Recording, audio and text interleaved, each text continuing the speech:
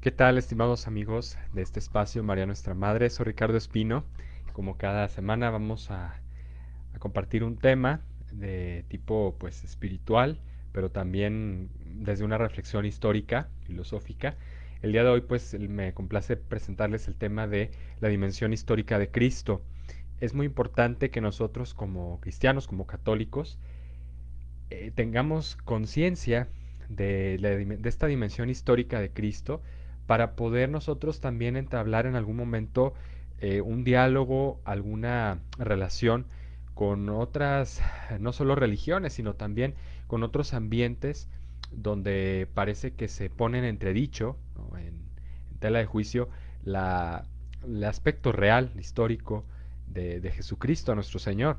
Y es algo que está, por supuesto, que consta, que está evidenciado desde diferentes perspectivas que lo podemos analizar. Aquí en el esquema les presento un poquito los puntos a tratar en este tema de hoy.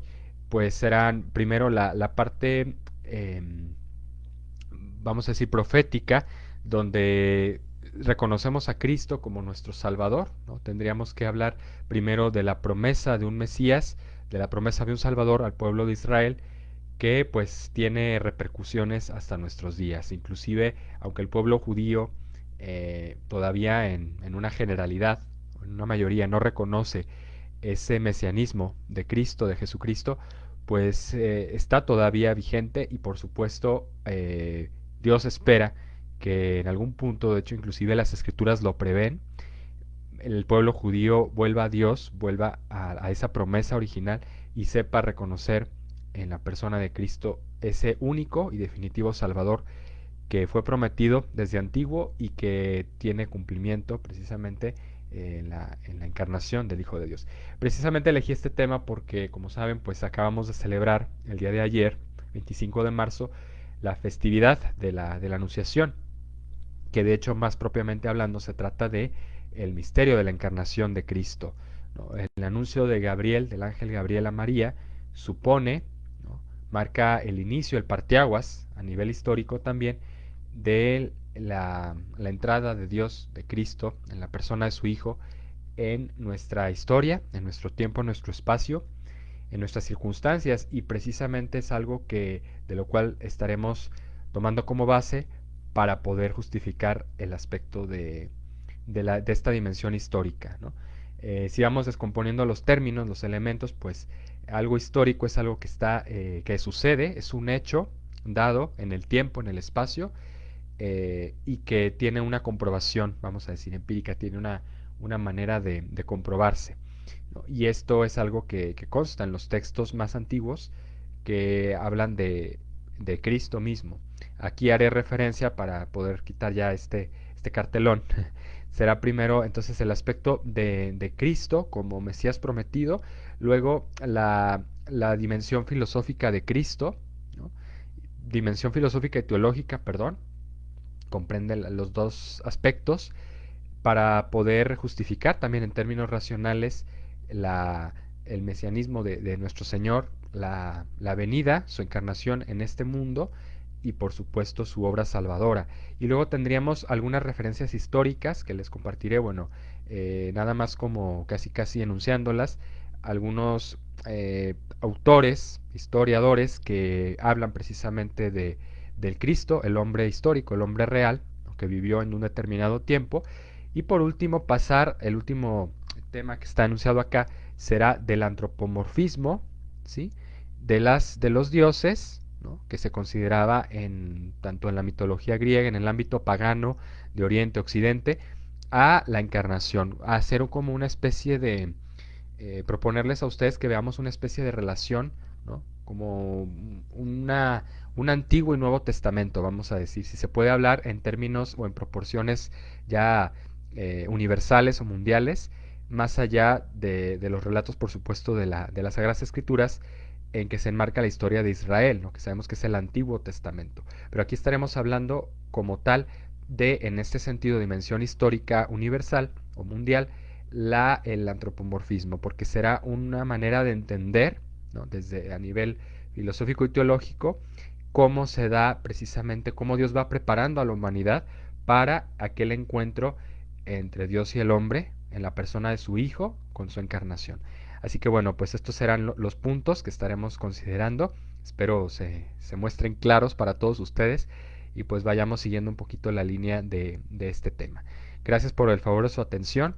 Pues comenzamos primero mencionando lo que les vengo apuntando al inicio, que es la dimensión bíblica, ¿no? de Cristo, de la persona de nuestro Señor Jesucristo. Bueno, el Mesías es una persona, un enviado de Dios, ahí lo definía, el ungido de Yahvé, ¿sí? Así como en el pasado, vemos en los textos del Antiguo Testamento, en el libro de Samuel, si recuerdan, cuando Dios promete a Israel un rey, ¿no? Que lo gobierne con mano firme, con justicia, autoridad, eh, de acuerdo a su alianza, y elige precisamente a este muchacho, a David, entre todos los hijos de Jesé, el menor de todos, el más pequeño en edad, el más, vamos a decir, el menos esperado en términos también políticos, humanos, porque pues no poseía grandes cualidades como el resto de los hijos de este señor Jesé.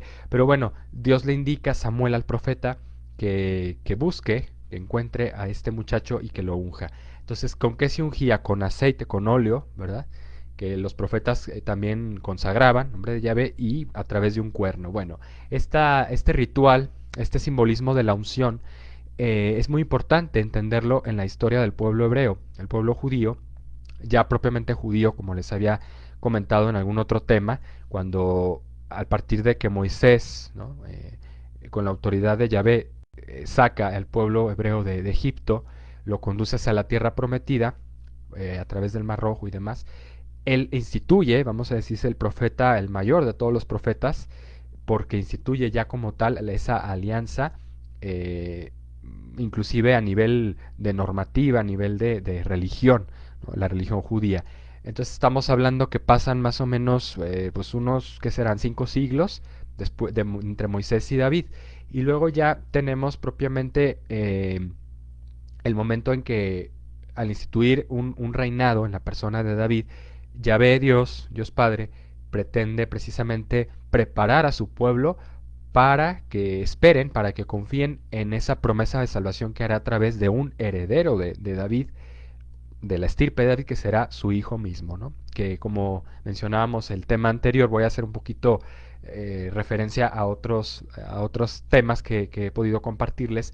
Cuando hablamos de San José la semana pasada, pues vemos cómo Dios inscribe a San José en el contexto histórico también, dentro de este plan de salvación de la familia de David, para que a través de la custodia, la tutela, ¿no?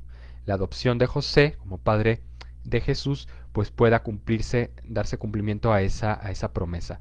Eh, entonces, es el tema de la unción representaba precisamente la consagración, ¿no? De una persona, en este caso de un gobernante, de un profeta. A los profetas también se les escogía, pero a los reyes era quienes sobre todo se les ungía, ¿no? Y esta tradición ha quedado también a lo largo del cristianismo, la historia de la iglesia, en la unción, ¿no? Como una expresión también de la efusión del Espíritu Santo en el alma, en la persona que recibe el óleo, ¿no? Tenemos los sacramentos que ya sabemos, desde el bautismo, en la confirmación, pues no se unge, pero es nada más confirmación, pero luego también en el sacramento del orden sacerdotal y el sacramento de la unción de los enfermos, con un sentido precisamente de consagración. Y aquí les hablaba yo de cómo el término en griego, que ya se utiliza en griego, Christos, ¿no? Ahí les ponía anotado. Christos significa en griego ungido, aquel que es consagrado, ¿sí? Que es revestido de un poder especial, de una dignidad o de una autoridad. En este caso, los reyes, todos los reyes de Israel, que van desde David hasta pues el mismo Herodes, aunque ya en la época de Cristo la misma monarquía, el mismo, eh, o sea, si el statu quo del gobierno en Israel, el pueblo hebreo, pues ya se había corrompido porque ya había cedido, ya había como declinado a favor de la invasión romana y de la tutela del imperio romano. Entonces ya ellos no conservaban una especie de independencia como antes, sino estaban subyugados a merced de los intereses de otra nación, en este caso el imperio romano. Y bueno, tenemos que en Cristo viene a ser como a partir de todas esas manifestaciones de la unción, todas esas consagraciones de reyes y demás, es una prefiguración de lo que viene a ser Dios en la persona de su Hijo, a preparar precisamente a la humanidad para que reciban a ese Rey eterno, a ese Rey eh, que marca el principio y el fin. Lo celebraremos precisamente durante esta Semana Santa, en concreto el día del Lucernario, de la Vigilia Pascual, cuando se consagre también ese cirio, ese nuevo cirio, se tracen precisamente el signo del alfa y el omega, que representan el principio y fin de la historia del mundo y de la salvación, que es Cristo. Entonces, el hecho de ungir, precisamente ya lo estuve comentando, se refiere a consagrar, ¿no? Hacer algo especial y revestir de una autoridad y de una gracia especial de Dios. Entonces, Cristo es aquel que por excelencia, por antonomasia o en primera persona, es revestido de ese poder de Dios directa y privilegiadamente, en calidad de Christos, de ungido, como les decía, que es el término en griego. Teníamos otro término que les lo he señalado arriba, en relación a la persona de Cristo, al concepto Cristo, que servía para representar también la misión de Jesús en la historia de la salvación en las primeras comunidades cristianas. En algún otro momento les había yo platicado que la cruz no era al inicio el símbolo cristiano por excelencia, el signo distintivo, vamos a decir, o con que identificaban a los cristianos, sino a diferencia de la cruz era el pez. Y eso todavía un icono, una iconografía que mantiene todavía la iglesia, nuestras iglesias, nuestros templos, en los sagrarios. Si ustedes se fijan con atención, van a alguna iglesia, los sagrarios suelen tener precisamente representado a modo de relieve, ¿no? La figura de un pez. Y el pez, por su anagrama, bueno, más bien su término en griego, que también volvemos otra vez al griego, ya ven la importancia del griego, se dice pez en griego ichthys, ichthios, ichthys. Y las letras que componen esta palabra vienen a servir o a ser en función del anagrama de Cristo.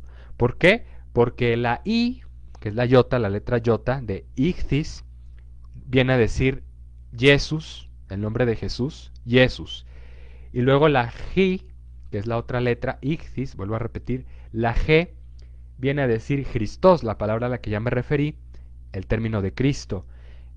Jesús, Christos, ¿no? Jesucristo. Y luego viene la letra que es una especie de TH, una Z, que se pronuncia Zi, entonces es Ichthys. La Z viene a decir, es también la primera letra, o el anagrama correspondiente a Theos, ¿no? Que es Dios en griego, Theos. Y entonces ya tenemos Jesús, Christos, Theos es Dios, entonces Jesucristo, Dios. Y luego la Y, que es la siguiente letra de Ichthys, es una especie de UI. Ojalá lo pudiera volver a escribir. Bueno, aquí se los muestro para que lo puedan visualizar, para que vean que no estoy inventándome nada. Entonces ahí tenemos Ichthys. Esa penúltima letra, que es la Y, significa Huios, en griego significa hijo, heredero también, hijo heredero. Entonces esa es la primera letra de la palabra Huios en griego, que significa hijo. Entonces tendríamos, fíjense, Jesús, Christos, Theos, Huios, y por último la S final, que viene por aquí, la S, si se fijan, esa S, o sigma, la letra griega, viene a decir cómo empieza el término soter. Soter significa en griego salvador, soter, sóteros, de ahí la palabra un poquito esotérico o esoterismo, o sea, de ahí se derivó, aunque en un sentido más bien ambiguo o peyorativo. Pero bueno, soter en griego es salvador, entonces tendríamos Jesús, la iota, Christos, la G, Z, Theos, Huios, soter. ¿Qué quiere decir esto? Jesucristo, Dios, Hijo y Salvador.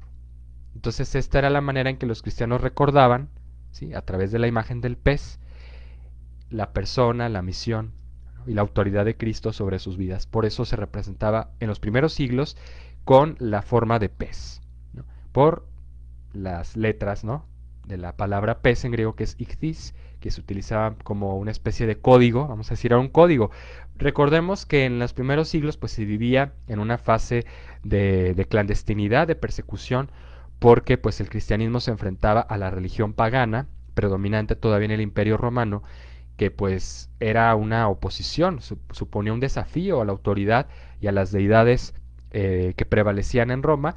Por lo tanto, los cristianos pues tenían de alguna manera que vivir en clandestinidad, en las catacumbas. Estos signos también los vemos en sus trazos desde las catacumbas. Si ustedes van a Roma, tienen la oportunidad, ojalá pronto se pueda volver a viajar, ¿no?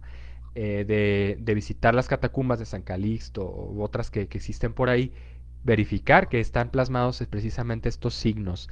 Antes que la misma cruz, la cruz ya se inserta, ya se establece como símbolo de identidad, ¿no? A pleno título, oficialmente, a partir de que Santa Elena, la madre del emperador Constantino en el siglo IV, va a Jerusalén, realiza una peregrinación y se trae consigo de vuelta muchas de las reliquias de lo que la misma tradición cristiana sostenía que eran pues los clavos de la cruz de Cristo, la corona de espinas, la misma cruz, ¿no? Que tanto ha dado de qué hablar, así como pues la sábana santa, que pues es tradición, se cree que esa cruz es la original, la auténtica, no se puede verificar a ciencia cierta, pero pues es importante también considerar el valor de la tradición que ha sido conservada, que ha sido protegida por los cristianos durante esos primeros siglos. Y entonces eso lo pueden encontrar ustedes, esos reliquias sagradas en la iglesia, en muchas partes, por supuesto. También en México hay iglesias donde está un pedazo de la cruz de Cristo, pero así como que la mayor parte se encuentran en la iglesia de la Santa Croce en la ciudad de Roma, Italia. Para cuando vayan, pues ya tienen el dato ahí, ¿no? Se los anticipo.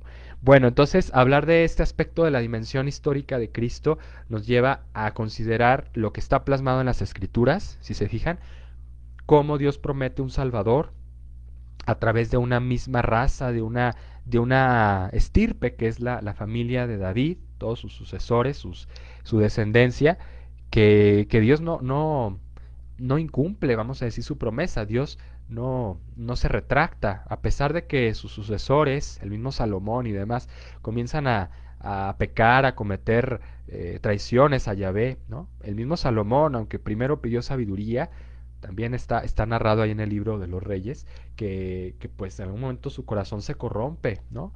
Y empieza a dedicarle templos y lugares de culto a dioses extranjeros, ¿no? De las concubinas que también tenía y demás. Y sin embargo es algo que nos comprueba la misma tesis, sabemos nosotros, de que Dios escribe derecho en renglones torcidos, ¿no? Que Dios nunca se equivoca, Dios puede sacar un bien de donde ha abundado el mal, como dice también el pasaje, ¿verdad? Donde abundó el pecado, sobreabundó la gracia. Y eso es algo que ya que nos acercamos a la Semana Santa, tenemos que estar meditando y reflexionando continuamente cómo Dios, a pesar de nuestros errores, de nuestros defectos humanos, sabe sacar cosas buenas de las mismas enfermedades, de los mismos fracasos, frustraciones, alguna situación difícil que estemos atravesando, un duelo, lo que sea. Siempre hay una manera de encontrar precisamente un bien, ¿no? En nuestra vida, una purificación que nos va a hacer crecer, ensanchar nuestro corazón para amar más, para ser más comprensivos, para ser más virtuosos y demás. Digo, se dice fácil, pero sabemos que esto conlleva esfuerzo, lucha, dificultades, ¿no? Pero ya está plasmado esto, si fijan en la persona de Cristo, o sea, permite insertar a su Hijo en la historia a través de una generación también de pecadores, de personas no precisamente santas, muy puras, sino que tuvieron sus debilidades, sus flaquezas. Entonces, recordar, nada más para cerrar el punto, Christos, del término griego Cristo, el ungido de Yahvé, aquel que es consagrado, ¿no? Con óleo especial, que es revestido de autoridad. ¿En calidad de qué? Ya no de un rey meramente humano. Y eso es algo que rompe un poquito con la tradición judía, que los judíos consideraban al Mesías como un rey de tipo terrenal, un rey mundano, ¿sí? Un rey que iba a venir con un cetro de hierro, ¿no? Con corona, además, con una jauría, digo, con una jauría, con una cuadriga de caballos o no sé, en un carruaje como vieron irse al cielos al profeta Elías, no sé, era como una prefiguración también Elías de Cristo, pero una prefiguración que, quizá a través de esa alegoría del carruaje nos hace pensar en una realidad más espiritual, ¿no? Que no de tipo física, material o mundana. ¿Por qué? Porque el mesianismo de Cristo, y Cristo mismo lo ratifica, lo viene a confirmar en diferentes ocasiones en el Evangelio, no es venir a traer la paz, no es venir a traer un bienestar meramente económico, ¿sí? O el entendimiento entre los pueblos, las buenas relaciones diplomáticas, ¿no? La, el acabar con la corrupción, diríamos, ¿no? Hoy en día se escucha mucho a un sujeto allá en la Ciudad de México que día con día, mañana tras mañana, se la pasa prometiendo que va a liberar a México de la corrupción y que el pasado y todos sus antecesores han sido corruptos y que la culpa de lo que no puede hacer él es de los antecesores, ¿no? Se viene este señor a prometer en calidad de Mesías, ¿no? Muy similar al discurso, ya rancio, si me permiten la expresión, ya muy desgastado, de los mismos dictadores comunistas, socialistas que ha habido en América Latina, en Venezuela, ya saben a quiénes me estoy refiriendo, en Cuba, o en la misma URSS, en la Unión Soviética, ¿no? En otros tiempos.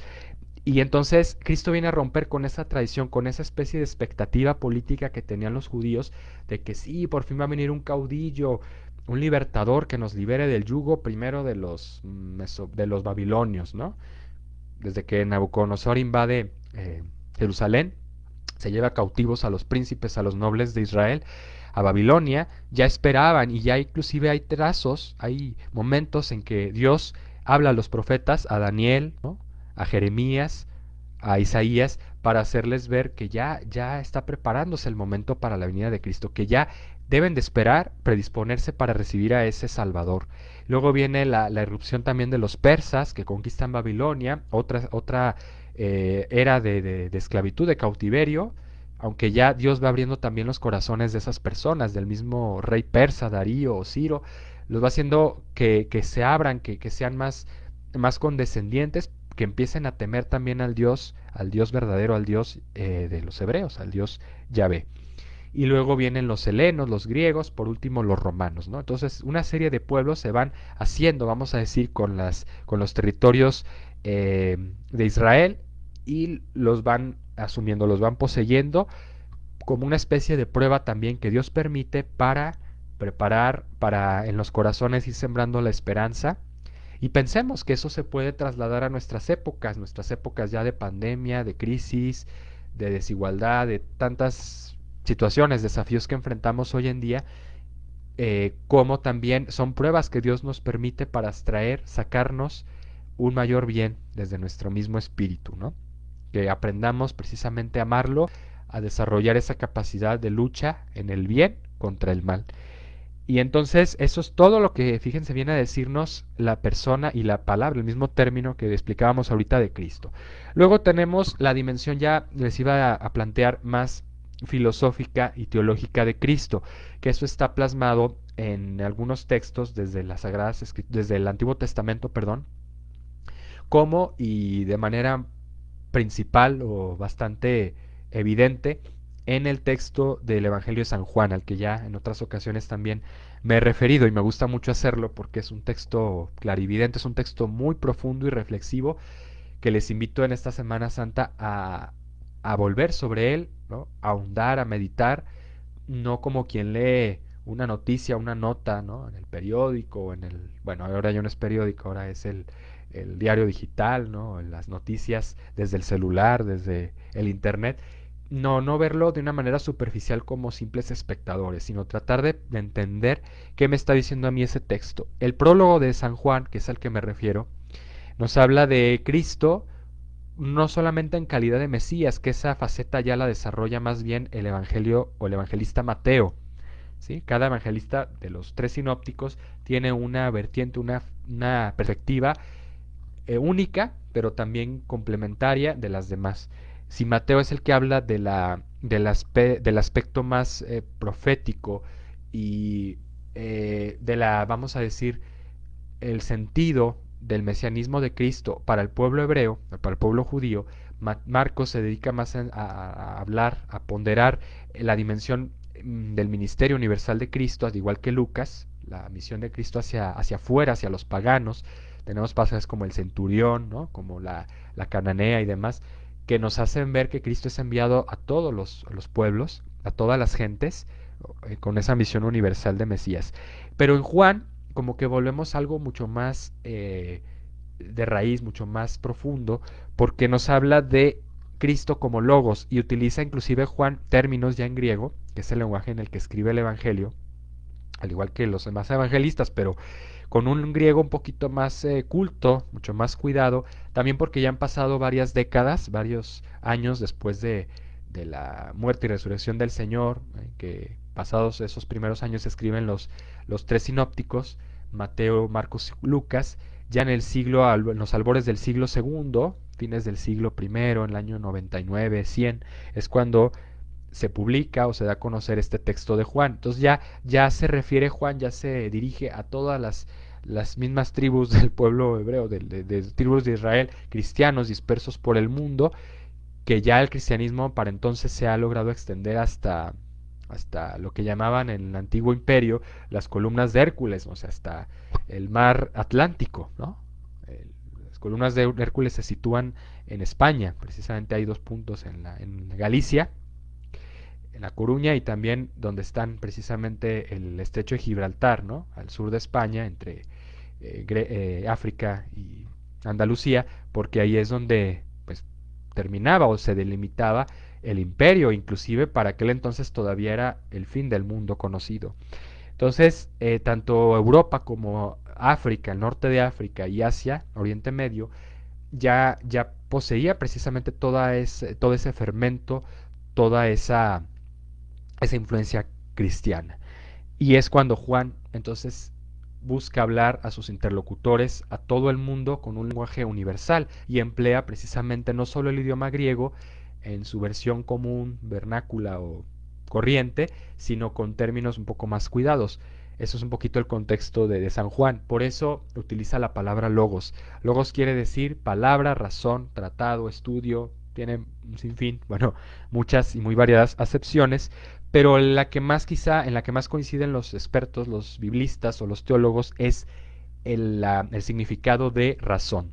Razón, principio o causa, como yo les mostré ahorita en el esquema, que viene a ser la primera causa y la última, o sea, la primera de donde vienen todas las cosas y la última, la que todas las cosas se ordenan y se dirigen, porque lo recordaremos, les digo, de nuevo en Pascua, el alfa y el omega. Entender inclusive estas letras tiene un sentido muy rico, porque es entender que el alfa es la primera letra del alfabeto griego y la omega es la última. Pero no solo hablamos en términos de lengua, sino de toda cultura, de toda realidad.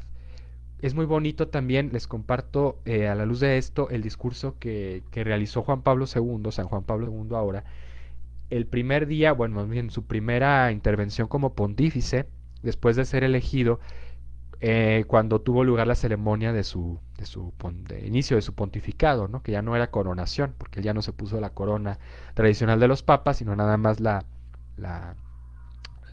¿cómo se dice? La mitra que llevan, no la tiara.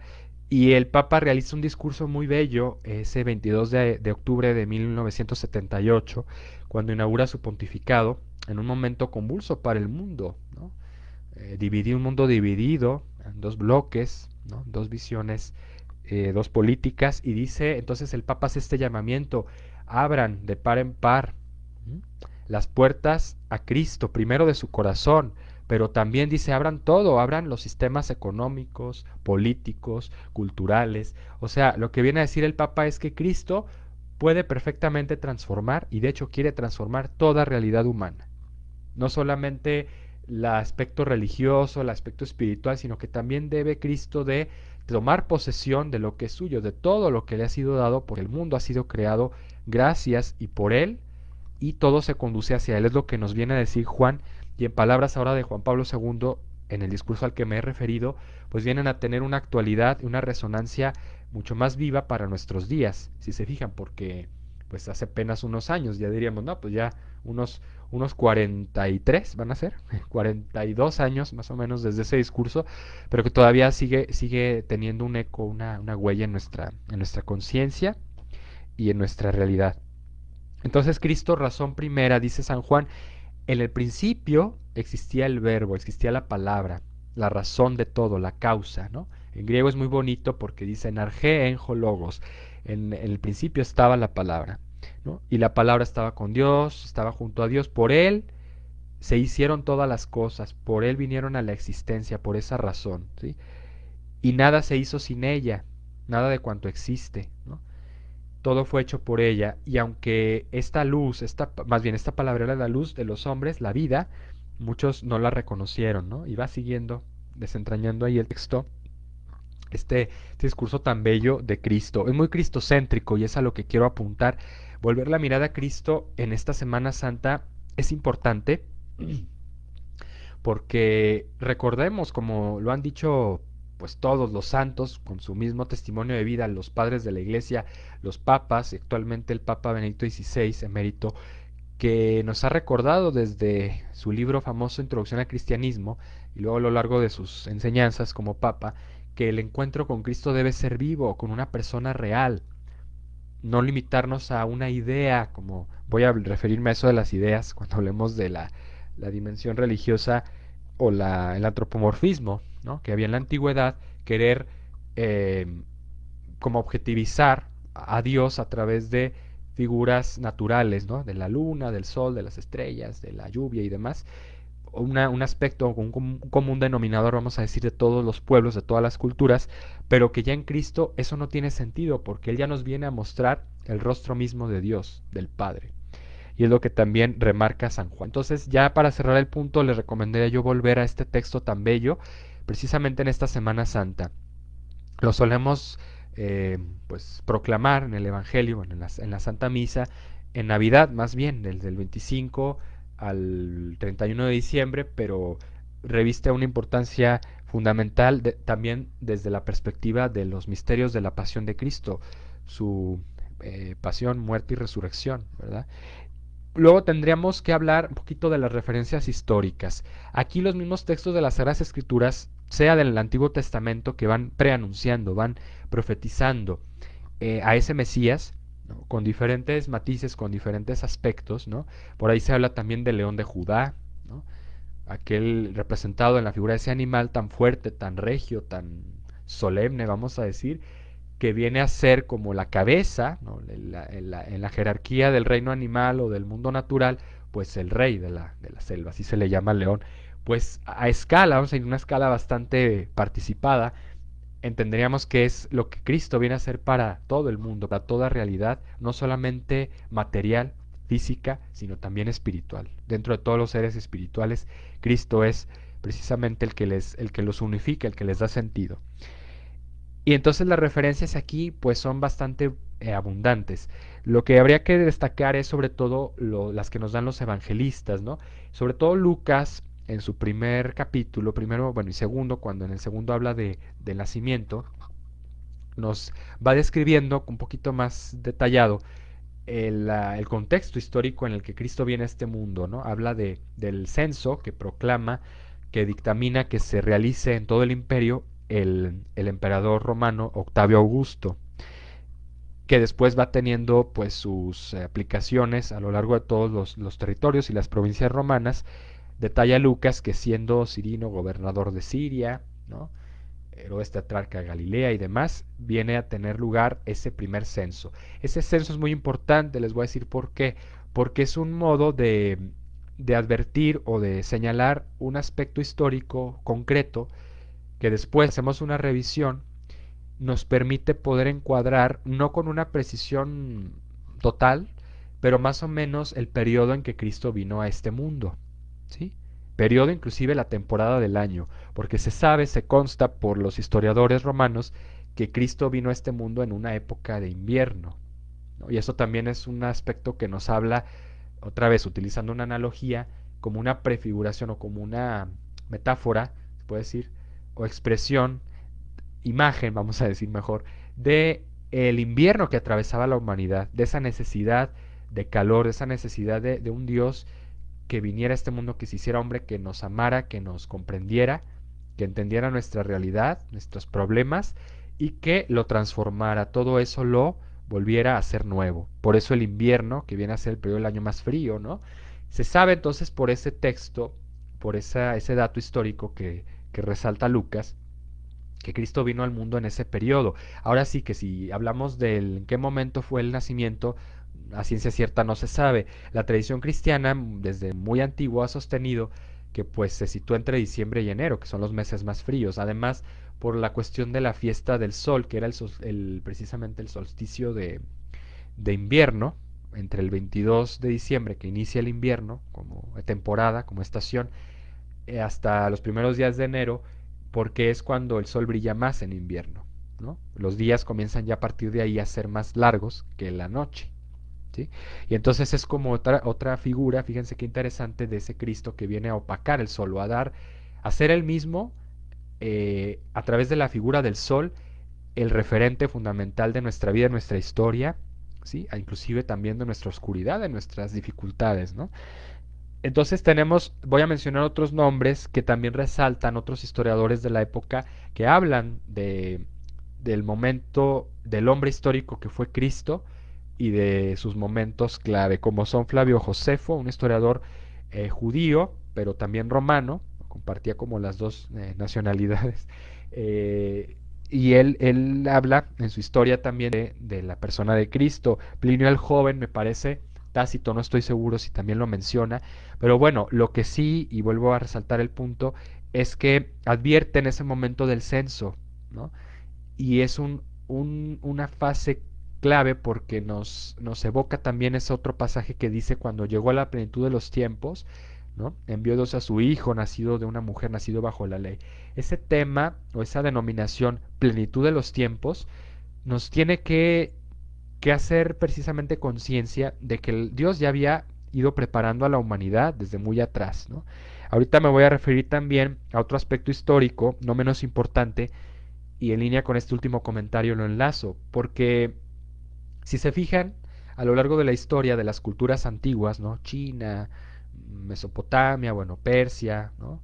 Grecia, Roma y demás, ha habido un común denominador o una constante, vamos a decir, en todos, que ha sido, bueno, la religión pagana, que profesa pues una multiplicidad, una muy variedad o muy variada gama de dioses, de divinidades, que el hombre busca y es como un resultado de su interpretación de la naturaleza, ¿no?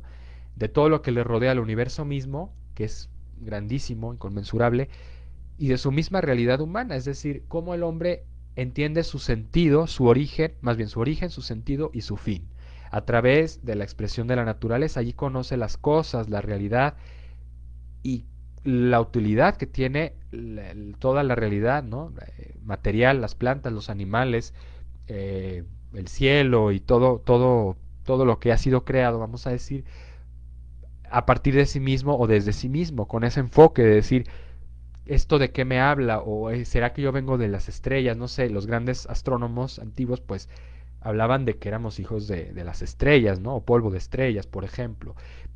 O hijos de dioses, ya en la terminología o dentro de la tradición mitológica griega, trataban de, y es el término al que me refería, antropomorfizar a los dioses. ¿Qué quiere decir esto? Voy explicando. Antropos en griego significa hombre y morfé significa forma. Entonces, darle forma de hombre a los dioses, antropomorfizar la naturaleza a los dioses para encontrar así una respuesta suficiente, satisfactoria para el hombre de dónde viene, cuál es el sentido de su vida, su significado como ser y hacia dónde va. Entonces, es muy patente en la mitología, si ustedes van a cualquier libro, la Ilíada, la Odisea, o no sé, o de otras culturas, ¿no? Dentro de la cultura hindú o de China, del budismo y demás, cómo tratan de plasmar en términos, en patrones o en aspectos humanos a las divinidades, ¿no?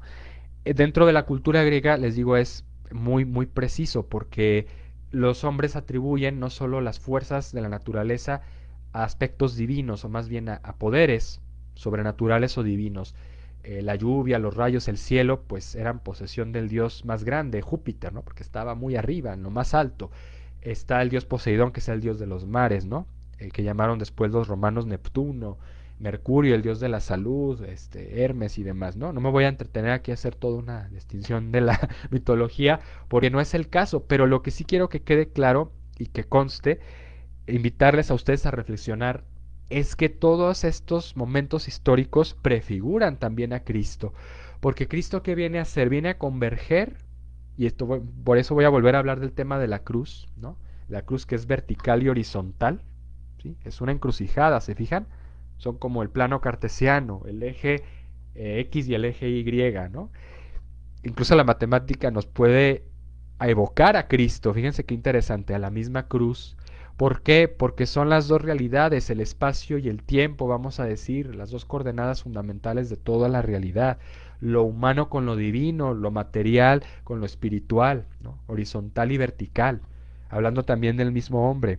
Entender que Cristo es esa expresión máxima, decía también el Concilio Vaticano II, y lo retoma Juan Pablo II en su texto, en su carta encíclica, también la primera, que fue Redemptor Hominis.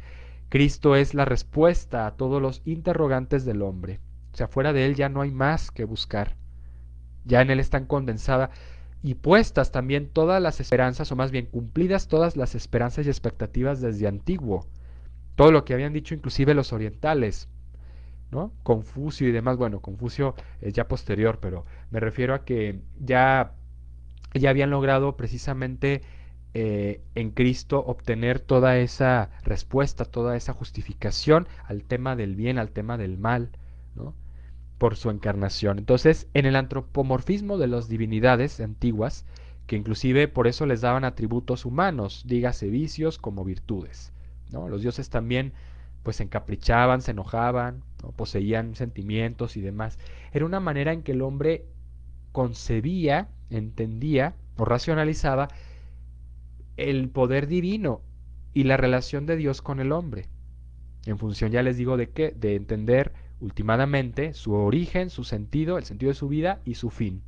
Su causa primera, su causa ejemplar, formal, material, y su causa última, si hablamos en una terminología más filosófica. Espero no aburrirles con esto. Bueno, tiene mucho sentido.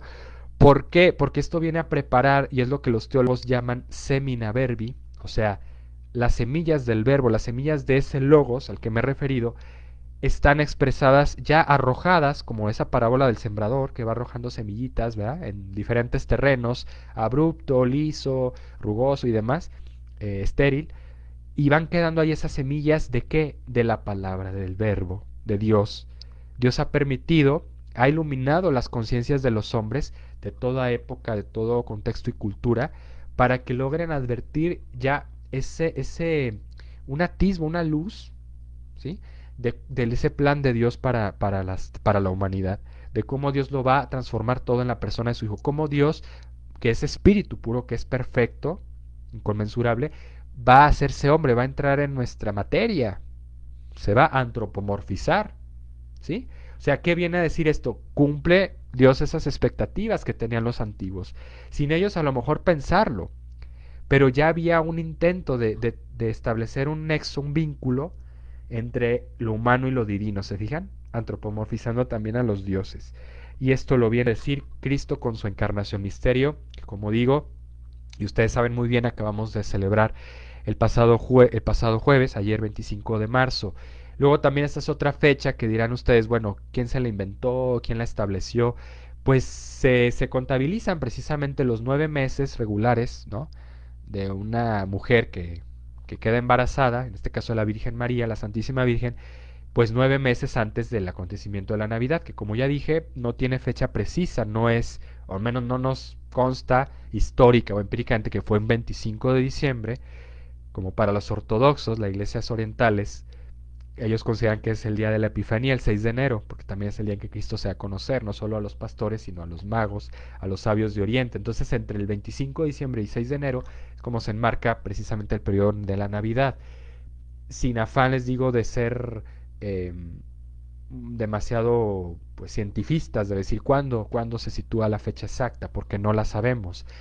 Escapa un poquito a los datos históricos, pero sí se sabe, como lo vuelvo a repetir, tiene unos precedentes y unas referencias que apuntan a que en ese lapso de meses, de diciembre, enero, o inclusive podría quedar hasta febrero, tuvo lugar el nacimiento de Cristo, ¿no? Por los datos que nos arrojan los historiadores. Así que bueno, con todo esto lo que quiero compartirles es toda una justificación, toda unas claves de lectura también a este gran misterio insondable de la dimensión histórica de Cristo, el Cristo hombre histórico, que ha tenido a lo largo del tiempo pues muchas dudas, inclusive ha planteado debates, concilios y demás. Concilio de Nicea habló ratificó precisamente la divinidad de Cristo, la perfecta divinidad de Cristo y también la humanidad. No era una cuestión separada o una especie de ahí de ambivalencia y que a veces era Dios y a veces era hombre, o a veces actuaba en calidad de Dios nada más y otras en calidad de hombre. No era una unidad sustancial. ¿Por qué? Porque comparte nuestra naturaleza humana en su persona divina.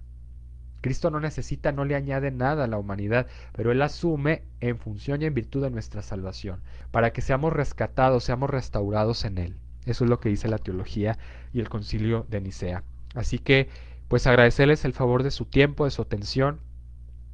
Seguimos avanzando en estos temas, ojalá les sean ilustrativos, les ayuden. Me ayuda también a mí compartírselos porque, pues, además de no solo prepararlos, sino estar reflexionando, enriquece mucho también el ejercicio de la fe, de una fe, como decía Benedicto XVI, racional, una fe que no es ciega, una fe que no es eh, obtusa, vamos a decir, que no quiere ver, no quiere encontrar justificaciones, ni razones, ni argumentos, ¿no? Sino al contrario.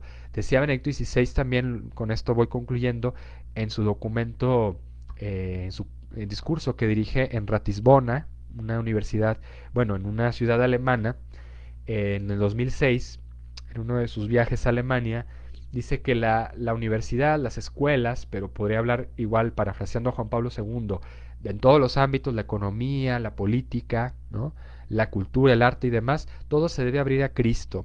Dice Benedicto XVI concretamente, la universidad es ese espacio, ese ámbito que debe abrirse a la amplitud de la razón. No puede agotarla, no puede restringirla o marginarla, ¿sí?